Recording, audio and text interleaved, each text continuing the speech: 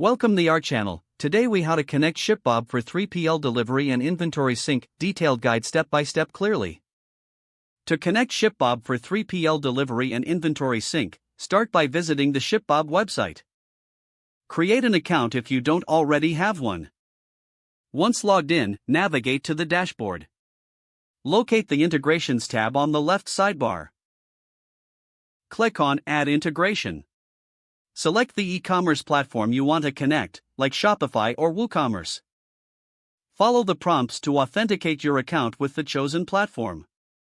Grant the necessary permissions for ShipBob to access your store data. After authentication, return to the ShipBob dashboard. Next, navigate to the Inventory section in the sidebar. Click on Sync Inventory. Select the products you want to fulfill through ShipBob. Ensure that your SKU numbers match between your e-commerce platform and ShipBob. Once confirmed, enable inventory syncing by toggling the relevant option. The system will now sync your inventory levels between the two platforms. Wait for confirmation that the sync is complete. To set up shipping options, go back to the dashboard. Click on the Shipping tab. Choose your preferred shipping methods and rates. Save your settings to ensure they are applied.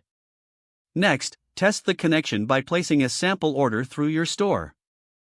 Verify that the order appears in both your e-commerce platform and ShipBob. If any issues arise, consult the support documentation or contact customer support.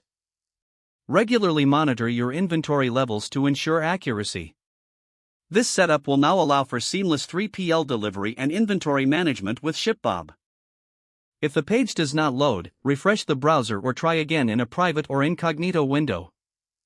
Make sure you are using the correct email address, then retype it carefully to avoid small typos. If your password is not accepted, use the reset option and create a new strong password you can remember. Check your spam folder for verification or security emails, then complete any requested confirmation steps. Enable two-factor authentication if available to improve account security and reduce unauthorized access risk. Don't forget to like this video and subscribe to our channel for more step-by-step tech guides.